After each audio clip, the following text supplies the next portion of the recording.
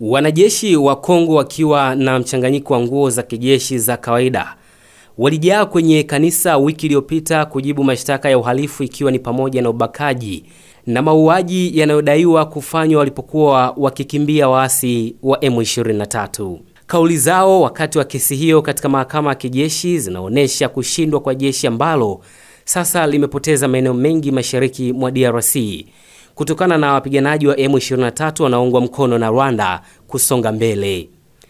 Machafuko ya wiki chache zilizopita yamezidi kuzorotesha jeshi dhaifu la Kongo na kuongeza hatari za kivita vya dhuluma dhidi ya raia, inasema hati ya siri ya Umoja wa Mataifa ilionekana na shirika la Reuters.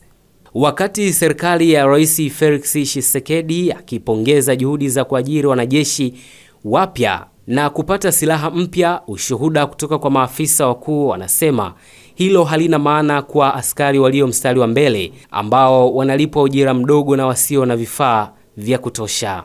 Tunakosolewa lakini tunateseka kama watu wengine, alisema kanali mmoja ambaye wanajeshi wake wamepigana katika jimbo la Kivu Kusini. Katika kesi za Musienene wiki iliyopita na katika mji mkuu wa jimbo la Kivu Kusini, Bukavu, mapema mwezi wa Februari, waendesha mashtaka wa kijeshi walisikiliza mashtaka yakiwemo wizi, uporaji, unyang'anyi na kupoteza silaha.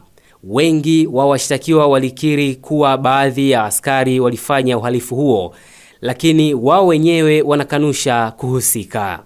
Mtazamaji, itakumbuka ya kwamba Februari 10 mwaka 2025 serikali ya DRC ilitoa shukrani zake kwa mkutano wa pamoja wa EAC na SADC ambao ulitoa taarifa ya pamoja kuwakataza viongozi wanaoshiriki miungano hiyo kuheshimu uhuru wa DRC na kuendeleza mpango wa kuondoa vikosi kutoka nchi za kigeni ambavyo havijaidhinishwa kutoka eneo lake. Hili lilikusudiwa kulenga vikosi vya Rwanda na washirika wao wanaoendesha shughuli zao ndani ya mipaka ya Kongo. Kujitolea kumaliza uwepo wote wa kijeshi ambao haujaalikwa ni hatua muhimu katika juhudi za kurejesha amani na utulivu katika eneo hilo, serikali ya DRC ilisema. Kwa kuzingatia hali mbaya za usalama na matatizo ya kibinadamu, hatua za haraka zilipishwa wakati wa mkutano huo. Hii ilikuwa ni pamoja na kukomesha vita na uhasama bila masharti, uwasilishwaji wa haraka wa misaada ya kibinadamu pamoja na kurudishwa kwa watu waliofariki na kuhamishwa kwa waliojeruhiwa, kuhakikisha usalama katika njia muhimu za usambazaji bidhaa kama barabara na maziwa, kufungua tena uwanja wa ndege wa kimataifa wa Goma, kuhakikisha usalama katika mji wa Goma na maeneo yaliyo karibu. Serikali ya DRC ilisisitiza umuhimu wa kuanza tena michakato ya Rwanda na Nairobi kama njia kuu za utatuzi wa migogoro. Mchakato wa Rwanda unazingatia kugeuza vikundi vyenye silaha kama Democratic Forces for the Liberation of Rwanda FDLR na kuhakikisha kuwa vikosi vya Rwanda vinaondoka Kongo. Wakati huo huo, mashauriano dhidi ya mchakato wa Nairobi yamekusudiwa watendaji wasio wa serikali katika majadiliano ya kuleta amani. Taarifa iliyotolewa na DRC pia ilisisitiza ahadi yake ya kufuatilia maendeleo ya makubaliano, kutoa wito kwa wadau wote wanaohusika wa ndani na wa kimataifa kutimiza wajibu wao, kujizuia na kutekeleza kwa uaminifu hatua zilizokubaliwa. Aidha, taarifa ya Februari 10 hiyo ilieleza kwamba maelfu ya wanajeshi wa Kongo watashtakiwa kwa kuwakimbia waasi wa M23.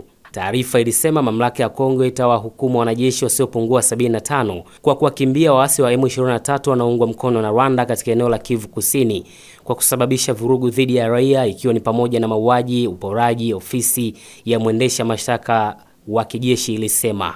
Umoja wa Mataifa umeripoti ukiukwaji mkubwa, ikiwa ni pamoja na mauaji, ubakaji wa genge na utumwa wa kingono kufuatia kuingia kwa waasi wa M23 mwishoni mwa mwezi Januari na hatimaye kuteka mji mkuu wa Goma mashariki mwa Jamhuri ya Kidemokrasia ya Kongo. Wapiganaji wa M23, wanajeshi wa Kongo na wanamgambo wanaoiunga mkono serikali wote walihusishwa, ofisi ya Umoja wa Mataifa ya haki za kibinadamu iligundua. Kongo haijatoa maoni yoyote kuhusu ripoti zinazohusu wanajeshi wake, lakini ilitoa wito kwa Umoja wa Mataifa kuchunguza ukiukwaji unaolaumu waasi wa M23 na Rwanda. Rwanda, ambayo inakanusha kuunga mkono kundi hilo, imekataa kuwajibika kwa lolote. Waasi wa M23 hawajajibu ombi la kutoa maoni yao. Licha ya kutangaza kusitisha mapigano kwa upande mmoja, waasi hao wameendelea kusonga mbele na kuichukua miji kadhaa ikiwemo mji mkuu wa Kivu Kusini, Bukavu, na sasa wanaelekea Kinshasa.